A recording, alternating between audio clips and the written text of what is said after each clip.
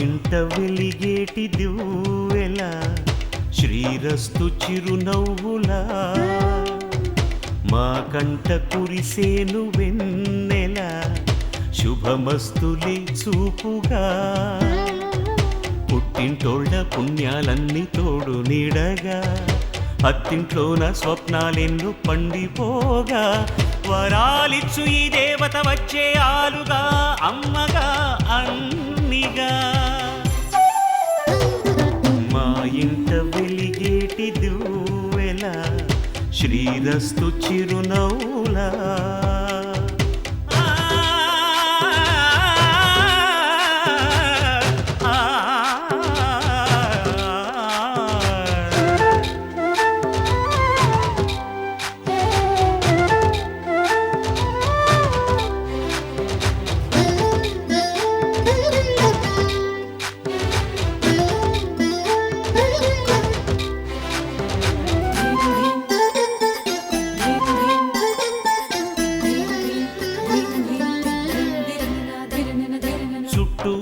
చీకట్లన్నీ కాటుక పెట్టింది తన కష్టాల కన్నీరు తానే తాగింది మాట మాట మంచి చెడ్డ మాలలు కట్టింది తన అమ్మోరి మెళ్ళోన మల్లిగా మారింది సహనంలో భూమాతై సహధర్మంలో సీతై సాగింది ఒంటిగా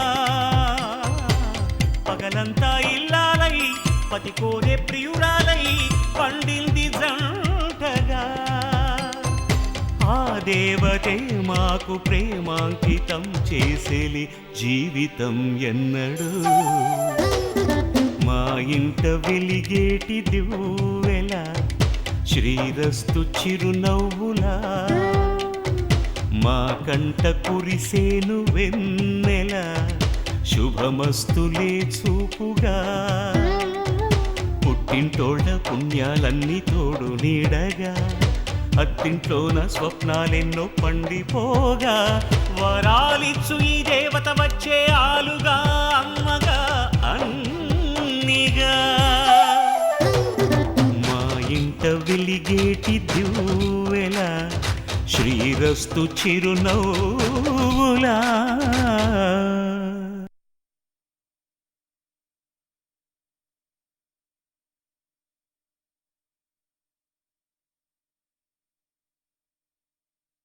రాణి పెళ్లి విషయం ఎంతవరకు వచ్చింది? అయినా నువ్వు దేని గురించి దిగులు పడకు. మన స్టోర్లో సరుకులు బ్రహ్మాండంగా ఉంటాయి. జామ్ జామ్ అని పెళ్లి జరిపించేద్దాం. బంగారం పెడతానని మాటిచ్చి మొండి చేయి చూపించాడు. ఇప్పుడేమో జామ్ జామ్ అంటూ చేస్తాడట పెళ్లి. కూల్ డ్రింక్ తీసుకొస్తున్నాడు మావయ్య. అల్లుడు, సేల్స్ ఎలా ఉంది? సూపర్ గా ఉన్నాయి మావయ్య. Very good. ఏదా కూల్ డ్రింక్ తీసుకొస్తున్నాడా లేదా? తీసుకొస్తున్నాడు మావయ్య. అరే మనీ త్వరగా రా. వస్తున్నాను సార్. రేయ్, ఒక్క కూల్ డ్రింక్ తీసుకురావడానికి ఎంతసేపు రా? అదే కస్టమర్స్ ఉంటే. సరే సరే ఇవ్వు.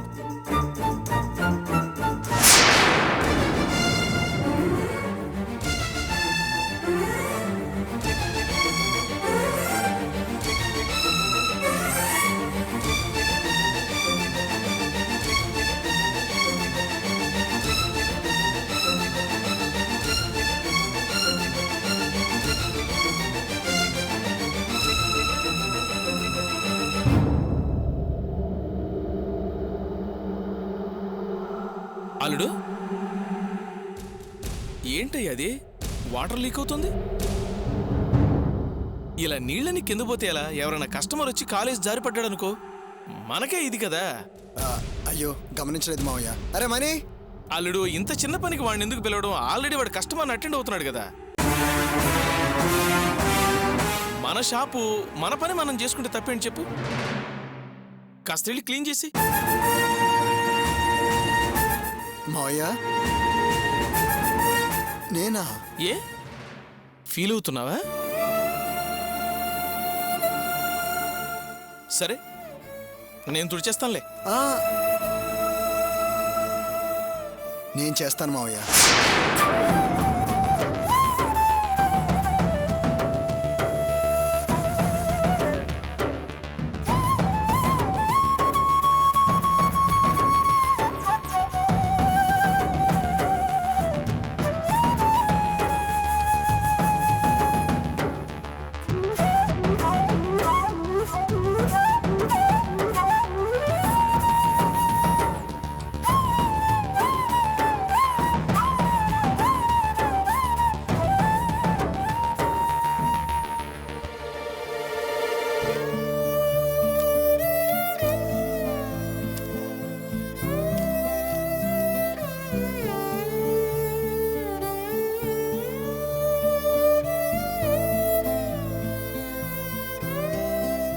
వాసు, నేను బయలుదేరతానురా. కాసేపు ఉండమ్మా.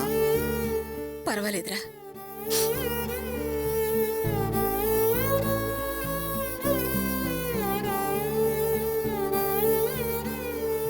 అమ్మా అమ్మా, వచ్చావు, ఏం చెప్పకుండా వెళ్ళిపోతున్నావు? ఏం పని మీద వచ్చావమ్మా? ఏంటమ్మా, ఎందుకు కన్నీళ్ళు పెట్టుకుంటున్నావు? ఇన్ని పరిస్థితుల్లో చూసి కన్నీరు పెట్టుకోక ఏం చేయమంటావురా? ఏంటమ్మా అంటున్నావు? ఇంకేమనమంటావురా? అంత పెద్ద షాపుకి నువ్వే ఓనర్ అనుకున్నాను. మంచి అంతస్తు, మంచి గౌరవం ఉంటాయనుకున్నాను. కానీ నువ్విక్కడ పనివాడి కన్నా హీనంగా ఉన్నావు. నేనక్కడికి వచ్చేసరికి నువ్వు ఓనర్ కుర్చీలో కూర్చొని డబ్బులు లెక్క పెడుతుంటే ఎంత ఆనందపడ్డానో తెలుసా? కానీ మీ మామగారు వచ్చిన మరుక్షణం నీ పరిస్థితి మారిపోయింది. అంతా తలక్రిందులైపోయిందిరా. నువ్వేమో పనివాడివయ్యావు. అమ్మా, దాని గురించి బాధపడొద్దు. మన షాపులో మన పని మనం చేసుకోవడంలో తప్పే లేదే. ఆయనే చెప్పారు కదా. ఒరేయ్, పనివాళ్ళు లేనప్పుడు మనం చెయ్యొచ్చు, కానీ వాళ్ళ ముందే మనల్ని పలసన చేస్తాడా ఆయన? నీ గురించి నేను ఎన్ని కలలు కన్నానురా. అలా బతుకుతావు, ఎలా బతుకుతావని మనసులో ఉప్పొంగిపోయాను. రాణిని నువ్వు మంచి స్థాయిలో ఉంచుతావనుకున్నాను. నా కడుపును పుట్టిన మీరిద్దరూ గొప్ప అదృష్టవంతులవుతారనుకున్నానురా. కానీ కానీ ఈ రోజు నా ఆశలన్నీ అడియాసలు అయిపోయాయి. నువ్వు అక్కడ చేతగాడివైపోయావురా. అమ్మా, నువ్వేం దిగులు పడకు. కాలమే అన్ని సర్దుబాటు చేస్తుంది. నువ్వు అనుకున్నవన్నీ అనుకునేటట్టు జరిగే రోజు తప్పకుండా వస్తుంది. ముందు నువ్వు వచ్చిన పని చెప్పు. అది కాదురా, రాణి పెళ్లి దగ్గర పడుతుంది కదా. అవతలేమో వాడి పెళ్ళానికి యాక్సిడెంట్ అయ్యి అందరూ హాస్పిటల్లో ఉన్నారు. ఇలాంటి పరిస్థితుల్లో వాడు బంగారం ఎలా సర్దుతాడు? కనీసం మన గౌరవం నిలబెట్టుకోవడానికైనా దాని మెళ్ళో అంతో ఇంతో బంగారం వేసి పెళ్లి చేసి అత్తవారింటికి పంపాలి కదరా. అందుకే నిన్ను కలిసి డబ్బు సర్దుబాటు చేయమని అడుగుదామని వచ్చాను. తీరా ఇక్కడికి వచ్చాక నీ పరిస్థితి అర్థమైంది. ఇక నీకు చెప్పి లాభం ఏముందని తల వంచుకొని వెళ్ళిపోతున్నానురా. అంతే కదా, నేను ఎలాగోలా ఏర్పాటు చేస్తానమ్మా. నువ్వు ధైర్యంగా ఉండు. ఒరే, మీ మామగారిని ఒకసారి నమ్ముకొని బోర్లా పడ్డాం. ఇంకా ఆయన్ని నమ్ముకొని నువ్వేం చేయలేవురా. ఏదో ఒకటి చేస్తాలే అమ్మా, నువ్వేం భయపడకు. అంతా నేను చూసుకుంటాను కదా. సరేలేరా, ఇక నేను వెళ్తాను.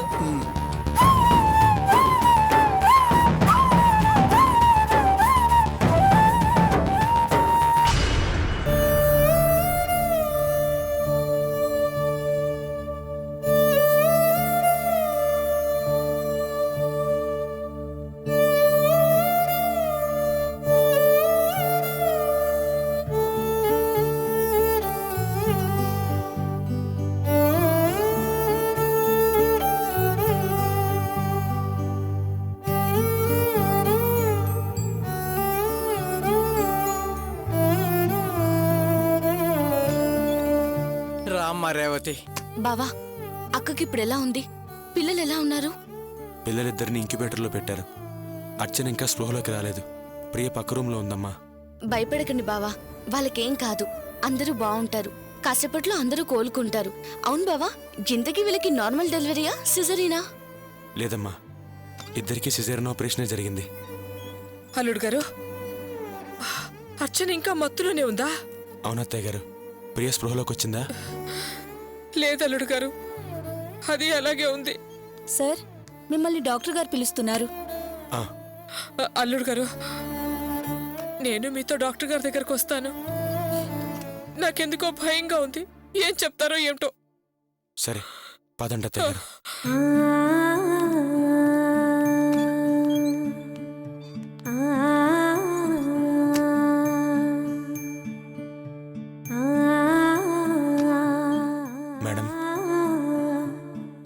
రా గోపి రా.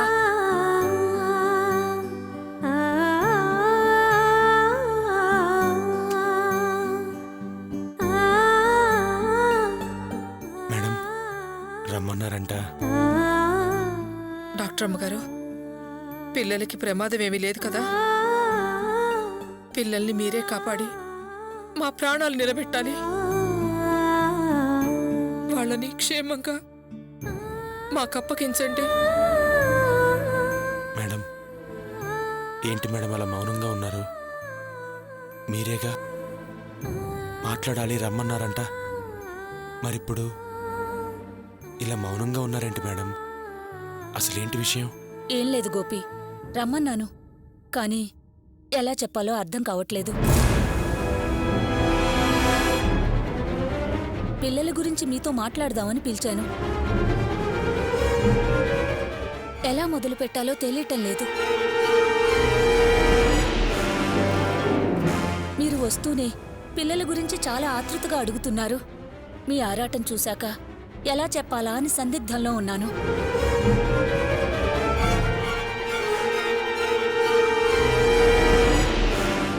మేడం, అసలు విషయం ఏంటో చెప్పండి మేడం. చెప్పండమ్మా, పిల్లలకి ఏమైనా ప్రమాదమా? వాళ్ళు క్షేమంగానే ఉన్నారు కదా? సారీ గోపి, కాస్త విచారించదగ్గ విషయమే. నేను చాలా ప్రయత్నం చేశాను, కానీ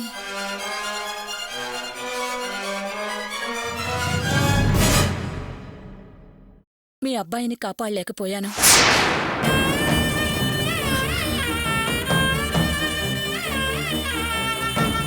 అయ్యయ్యో, ఏంటమ్మా మీరనేది? కాపాడలేకపోయాను అంటున్నారు అంటే మా అర్చన బిడ్డ బతకలేదా? అర్చన బిడ్డ అర్చనకి దక్కలేదా? చెప్పండి అమ్మా. అవునండి, అర్చన బిడ్డ చనిపోయింది.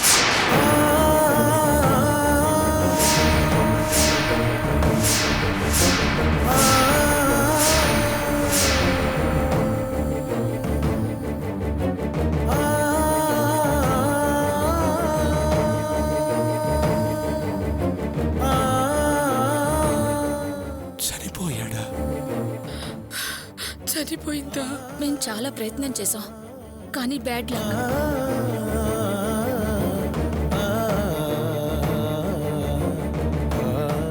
ఏంటి డాక్టర్ అమ్మా, మీరు ప్రియ బిడ్డకే ప్రమాదము, బలహీనంగా ఉంది అన్నారు. ఇప్పుడు ఇలా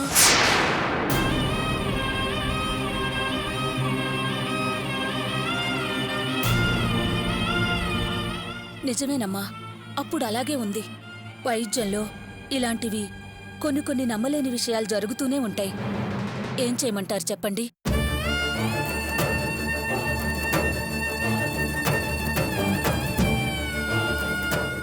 మేం చేయవలసిన ప్రయత్నాలన్నీ చేశాం. మాకన్నా పెద్ద డాక్టర్స్ కూడా శతవిధాలా ప్రయత్నం చేశారమ్మా, కానీ బ్యాడ్ లక్.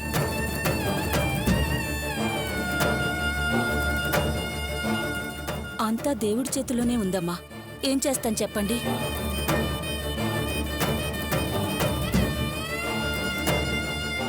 ప్రియ బిడ్డ కూడా ఇప్పుడు అవుట్ ఆఫ్ డేంజర్లో ఉంది. కాసేపట్లో వార్డుకు మారుస్తాం. మేడం, నిజంగా మా బిడ్డ చనిపోయాడా? లేకపోతే మీరేమన్నా పొరపాటు పడ్డారేమో? నిజం చెప్పండి మేడం, నిజంగా మా బిడ్డ చనిపోయాడు మేడం?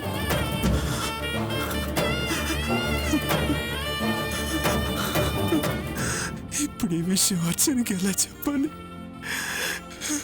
చెప్తే అసలు ఈ మాట విని అర్చన తట్టుకోగలుగుతుందా? Gopi please control yourself. బతకదు మేడం, ఆవిడ బతకదు మేడం. ఈ విషయం తెలిస్తే ఆవిడ బతకదు మేడం.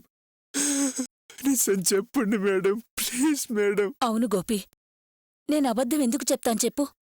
నిజంగా అర్చన కన్న బిడ్డే చనిపోయింది.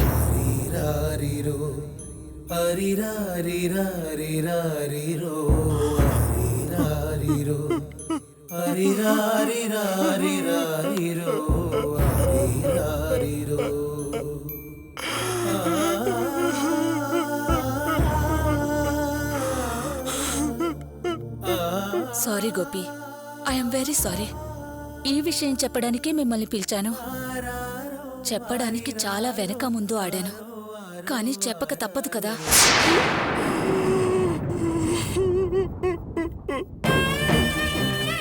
మీరు మీ బిడ్డ మీద ఎన్ని ఆశలు ఆపేక్షలు పెంచుకున్నారో నాకు తెలుసు. కానీ ఏం చేస్తాం, విధి ఇలా చేసింది. Please control your self.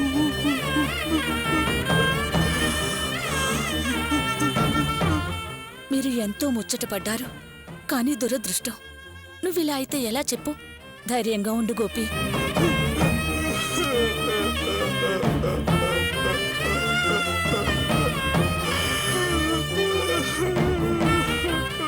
అర్చనకి విషయం ఎలా చెప్పాలో ఆలోచించు. ఎందుకంటే అర్చన ఈ వార్త వింటే తట్టుకోలేదు.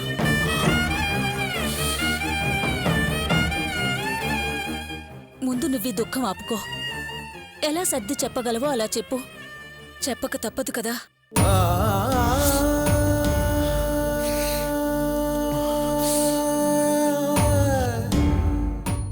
బాగా ఆలోచించి తనని ముందుగా అన్ని విధాలా ప్రిపేర్ చేసి చెప్పాలి.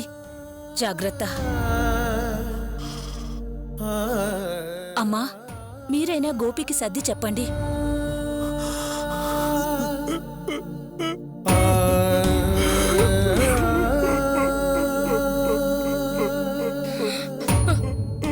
ఊరుకోండి, వెళ్తాం పదండి.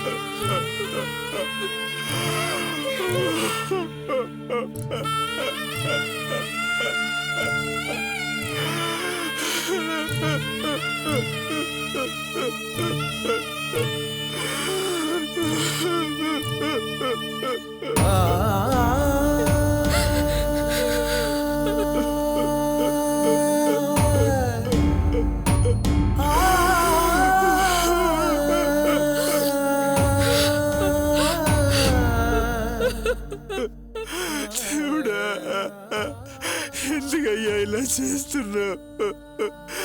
ఎందుకు మమ్మల్ని ఇలా చిన్న చూపు చూస్తున్నా? ఎందుకు మా జీవితాలతో ఆడుకుంటున్నా?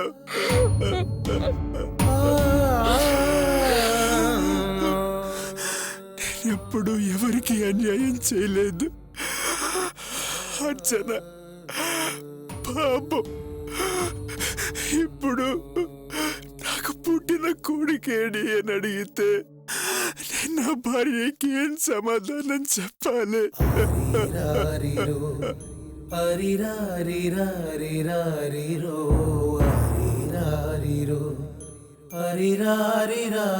హరిరారిరారిరారిరో